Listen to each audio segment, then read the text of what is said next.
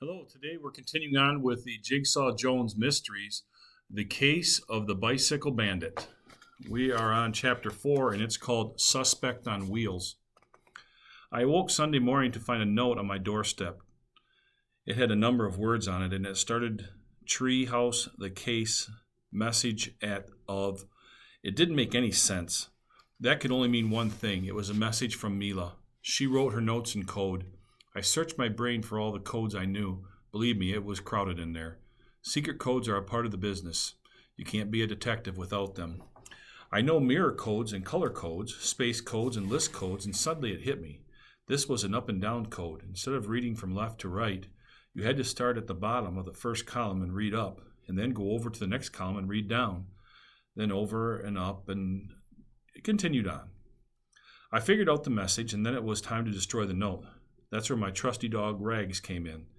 He'd eat anything. I spread peanut butter on it, and Rags was happy to help. There was a full glass of grape juice waiting for Mila later that morning when she climbed the treehouse ladder.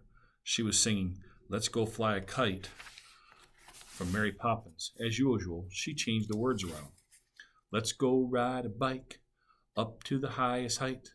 Let's go ride a bike and send it." Mila stopped singing and scratched her nose. "Hey, Jigsaw, what rhymes with soaring?"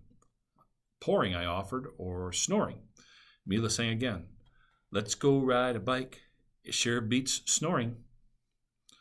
"You're nuts," I observed. Mila shrugged. "Maybe." "Let's get down to business," I said. "Any luck with the witnesses?" "Not really," Mila said. "And I almost got bit, too," she added. "Yeah," I smiled. "Yeah, that little dog seemed to be angry. Actually, the lady said the dog, Mr. Pickles, was scared." "Scared of you?" I laughed. "Not me," Mila said. "Mr. Pickles almost got run over by a skateboarder." "Oh."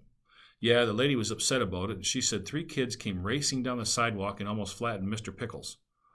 "The 3 kids?" I asked. "On skateboards?" Mila opened her little memo pad. She read out loud, 3 teenagers on skateboards. "I saw 2 kids with skateboards at the library," I recalled. "I wonder if it was one of them, and if it was, who was the 3rd kid, and where was he?" We let that question wander past like a lonely cloud. I suddenly remembered David Chang, and his backpack was large and bulky. I told Mila about it. "It must have been filled with books," Mila concluded. "Nope," I said. "He told me he dropped off a few books and scrammed." Mila twisted the ends of her long black hair. "Are you sure his backpack was full?" "I think so," I said. "He made Ralphie carry it." "We can check with him." I wrote in my journal, what was in David Chang's backpack? Mila looked over my shoulder as I wrote. "David couldn't have stolen the bike. You saw him leave the library." "Yes," I said, "but the lady saw 3 kids ride skateboards to the library. Only 2 left on skateboards. What happened to the other kid?" Mila stared at me, blinking. "Do you think?" I nodded. It was exactly what I thought. Maybe he's the one who took Ralphie's bicycle. "But what about a skateboard?" Mila asked. "You can't ride a bike and carry a skateboard at the same time." I gulped down the last of my grape juice. I think David Chang may know the answer. Wow, they're starting to break this a little bit. Hey, we miss you. Remember, keep on reading. It won't hurt you.